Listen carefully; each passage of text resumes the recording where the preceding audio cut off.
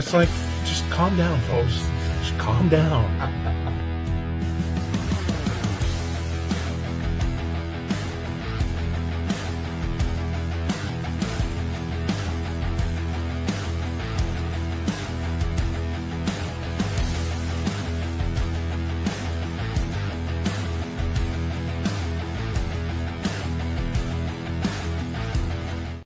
Welcome in to the Best Boys Center Ice Podcast's 2025 Stanley Cup Playoff wrap-up show.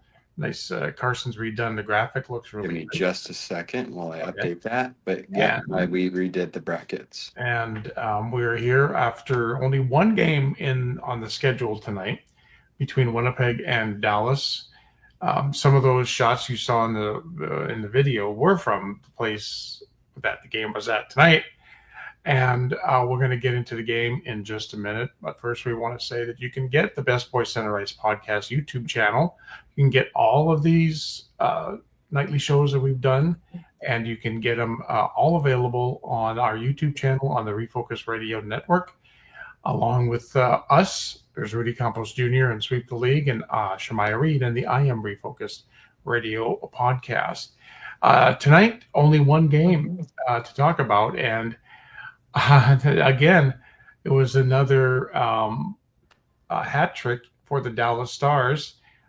This time, Granlund got the hat trick, leading the Dallas Stars to a 3-1 victory over the Winnipeg Jets and giving Connor Hellebuck, if I'm not mistaken, his fifth road loss of In a row.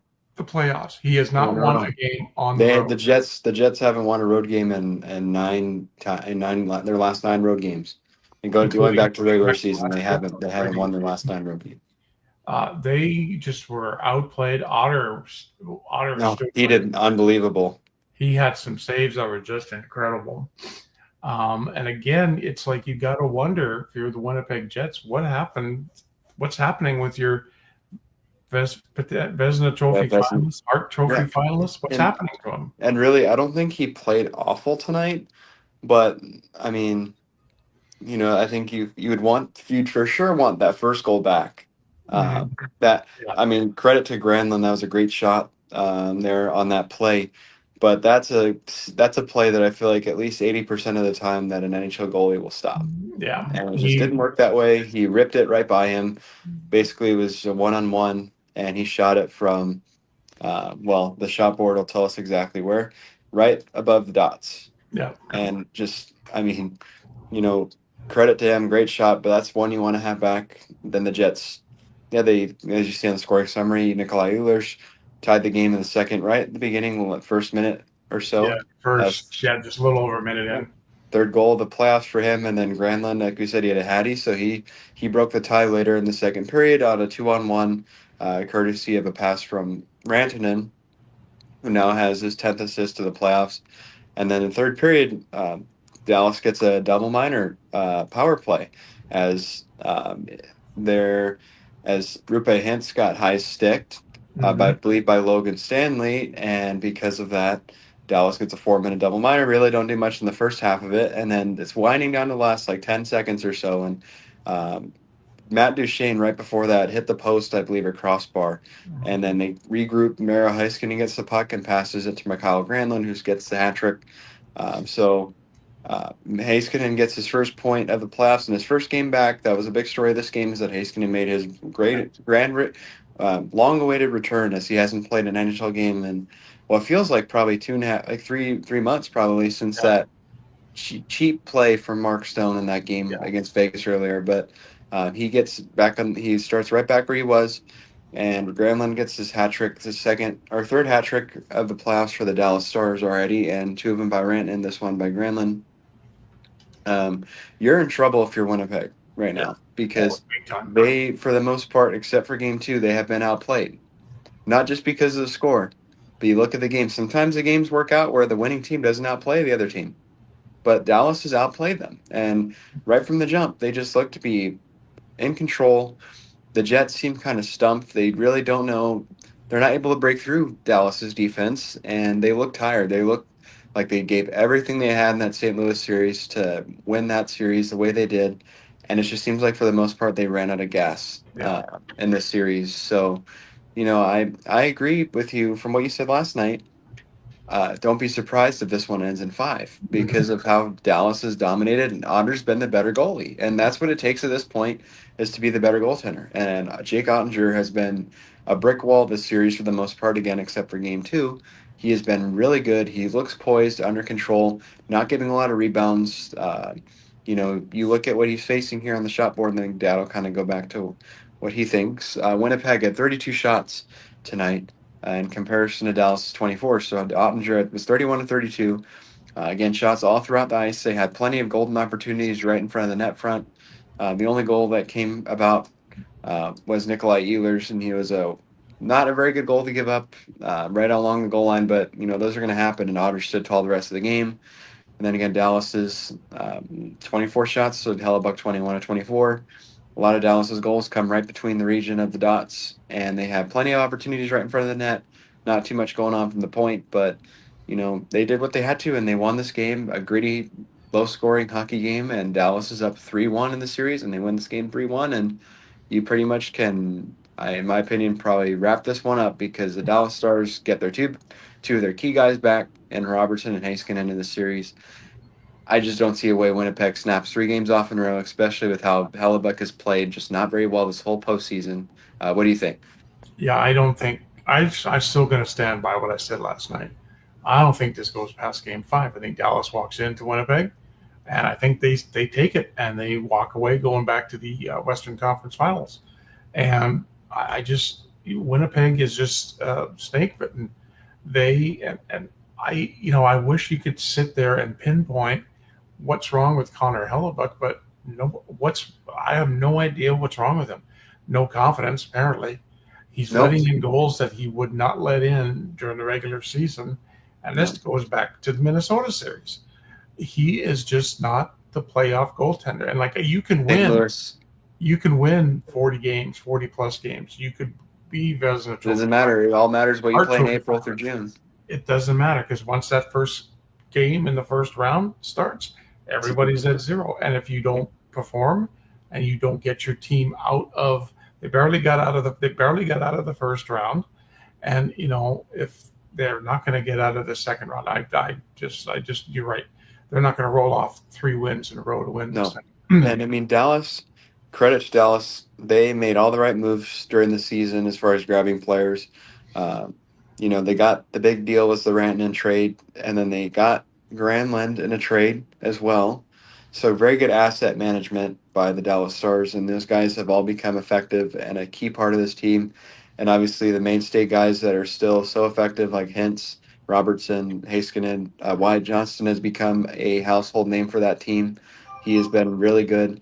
And you know what? It's been nice for the Stars to have those guys to take the load because, their longtime core guys like Sagan and Ben don't have to play as much anymore to Yeah. still be effective and allow the new generation of the Dallas Stars to take over and lead them to honestly what I feel like is probably I know you're gonna probably disagree or not disagree, but maybe not be happy. But I keep looking at the teams left, looking how they played. I can just see the Dallas Stars going all the way to the promised land and winning the Stanley Cup. They've been that good of a team. They fought all the adversity in round one against the Avalanche, being down two of their key guys. No one, including myself, I thought Colorado was going to win that series. Yeah. Gave them a chance, and they have proven everybody wrong. They played so well, and it's just going. to They're the team to beat in the NHL right now. I think out of all these I think teams, they're the team to beat. you see all these, with the 8 teams that are left, how do you rank them? And Dallas is ranked number one to win the cup. And you know what? I'm going to go Oiler blue until they play their last game. But you know what? I think Dallas is just a lot stronger. They're a complete team. Lines one through four, they have those guys that can score and put the puck in the net and still play you hard in the walls. Defense pairs one through three, goaltending. You even look at a potential future conference final, Dallas and Edmonton again. Depending what pick's looking like, I mean, there's no way you can say Stu Skinner's better than Ottinger, No, and he's no. been the key to that team. Is he's been just keeping him in it. But again, the fourth game's always the hardest one. That crowd in Winnipeg's going to be going crazy nonetheless on Thursday, but just a crushing loss for the Jets. I just don't see them snapping 3 games in a row against Dallas. I really don't. No, and that game 5 from Winnipeg will be Thursday night. It's going to be the late game on Thursday. Now we switch our attention to tomorrow night. 2 games again. Both of them on ESPN down here in the States. Game 1 is Florida Panthers in Toronto against the Maple Leafs, with the Panthers and Leafs series tied at 2. Going into Toronto now, it's home ice for the Maple Leafs. You mentioned it to me off air about Matthews. He's not shown up in the playoffs. He's nine games he's played in the second round in his career, obviously this year, and then back in 2023 when the Panthers made the finals the first time, and he has no goals in those 9 games. I mean, he has been not a playoff performer, and I don't get. I look through these pages and stuff and these posts, and everybody's just defending him, and I'm like, for what? Like, he is their captain. He is the only captain, or really the only captain on the team in this thing, or a key part of his team player that hasn't stepped up. You look at all these guys that have Carolina, Svechnikov, Aho, Jacob Slavin as well, OT winner in the series. Washington, Ovechkin, even though they're down 3-1, Ovechkin's played really well this playoffs this year. And Logan Thompson's been there when they need to. Edmonton, Vegas, Jack Eichel for Vegas, Mark Stone, Aiden Hill earlier on, Shea Theodore. Edmonton, obviously, McDavid, Draisaitl, Bouchard, Hyman, guys like that. Corey Perry, Evander Kane. Winnipeg, Dallas, even though Winnipeg is not looking well. Nikolai Ehlers, Kyle Connor, Mark Scheifele, Josh Morrissey, Dallas, Mikko Rantanen, Rupe Hintz, now with Heiskanen being back, Jason Robertson. Guys have stepped up. And then I'll go to the last one, the last series, Florida and Toronto. Bobrovsky for Florida, Barkov, Sam Bennett, Brad Marchand, the new guy. And then Toronto, I give credit to Nylander, Marner, Joseph Wold, and Anthony Stolarz, both of them. Morgan Riley, Austin Matthews. Nope. He's not in the conversation. Nope. He's just hasn't played well. I think this is going to be a really good game, but I have Florida winning it. I think they've gotten the momentum back. The Leafs have been in this position so many times, and they're not expected to advance. And I think there's so much more out of any team in the playoffs right now that's left. There's the most pressure on the Toronto Maple Leafs to beat their reputation. Yeah, and they know what stigma is there, and I just don't see. I just see Florida doesn't have any pressure on them, even though they're the defending champions. They don't have any pressure on them because Toronto has all the pressure to win. And I think Florida's going to go in and make a statement performance. Bob's found his game. He had a shutout last game. And I think that Florida's going to take this game, and I think they're going to take it pretty convincingly as well. Yeah, in Toronto, I agree. I'm going with Florida over the Maple Leafs in this one. Again, that series is tied at 2. The late game in Edmonton Oilers in Vegas against the Golden Knights, with the Oilers leading the series 3-1, thanks to a shutout the other night for Stu Skinner, who will be between the pipes again because they're still thinking that Pickard probably won't be back this series. So you're the Oilers. You're up 3-1. You know that you're going to go into a hostile fortress. You know that it's going to be the Vegas Golden Knights are going to come out because they don't want to go home. They didn't play well in Game 4. They let an opportunity to fire shots at a kind of a shaky goaltender, and they didn't get that done. And they don't want to go home. So you know that they're going to come out all guns blazing. And the Oilers, and they have to play double of what, really, in my opinion, they have to kind of play double of what they did the other night in Edmonton to get by this game. Now, I know you're going to say, I know you've said that, you're going with Vegas on this one. I'm going with the Oilers because it wouldn't be right if I just said, "Oh, I'm going to go with Vegas because the Oilers are up 3-1." I still think the Oilers can win this game in Vegas. They've won in Vegas already. They've won twice in Vegas. It's a little different scenario, but if the Oilers can put together another solid game like they did the other night, this could be done. I don't think I don't know, but The, Um, the the Golden Knights don't want to go home. They want to keep their season alive, and I think it's going to be a really tough, gritty game. But I just, like I said yesterday, again, not to just be a hater or to listen to you rant and rave because I love when you do that.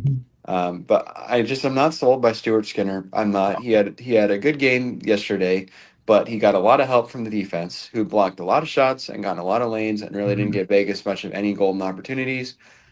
I don't. I feel like he's going to be the difference for the Oilers whether they lose or win this game. yeah, I really do. I mean, and the other way you could say the same thing. Aiden Hill's got to stay calm and stay in his net and yeah, stop getting involved in the game, because that was a big problem last night. Is he got way too involved too quickly, and it screwed them up. But I think that's the biggest difference in this game is which Stu are you going to get, because Vegas is going to be coming out all guns a blazing. They don't want to go home right now, yeah, and again, I was shocked with the performance last night.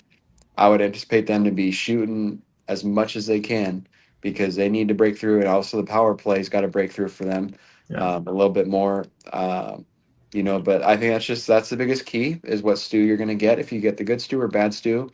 Um, you know, I would like again for the Oilers to win, but I just see Vegas being too strong, too prideful of a team to let this slip away and lose 4-1 yeah. in the series. Um, you know, Let me ask the important question here. Yep. If the Oilers lose tomorrow, and a big part of it is the goaltending, do you think that you'll have a little bit of a rant and rave? Oh yeah. No, Yes. if it's a stew problem, we'll have a rant and rave tomorrow night. Well, and you gotta hope that that doesn't happen, because not to disrespect him, backup's going to be Olivier Rodrigue, and who's Yeah. barely played in the Uh, NHL, never and and it's never stepped on the ice. so I was I like, don't know. This will be a very very good, interesting game. But again, Edmonton's up 3-1 in the series. They have the upper hand for sure, but this isn't over yet. They still got to play. They got to play like what you said in your TikTok today, double what they did yesterday, because Vegas is going to be all guns ablazing. Their big guys are going to be playing a lot more. Like Eichel's going to be out there a lot of the time. They got to be ready for an onslaught, because they're yeah, going to get it from the fans and from the team.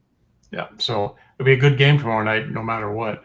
It's a 8:30 start Central Time, so we'll be on probably around 11:30 or so tomorrow night with the 2025 Stanley Cup wrap-up show.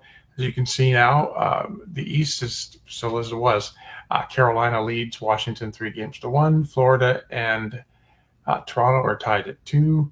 West now, Dallas has a 3-1 lead on Winnipeg, and the Oilers lead the Vegas Golden Knights 3-1. Again, we'll be on tomorrow right after, probably within a half hour of the Oilers Yep. Golden Knights game being done. So you can join us on Facebook Live. This will be, we'll repost it on Facebook. It'll be available tomorrow on the Best Boys Center Ice podcast YouTube channel on the Refocus Radio Network. That'll be available tomorrow, as well as being on Spreaker. And it's just, tonight's game, it was just a great win for Dallas tonight. That Hmm. kind of a statement game, and we'll see what happens there Thursday. And we'll let you know what happens with the 2 games that happen Yep. tomorrow here on the Best Boys 2025 Center. Let's do that again. The Best Boys 2025 Stanley Cup Oh my wrap up goodness. show. I know it's been a long day, and we'll be back again tomorrow night. But in the meantime, and in between time, everybody have a great hockey night. See you tomorrow. Okay, see you tomorrow, son.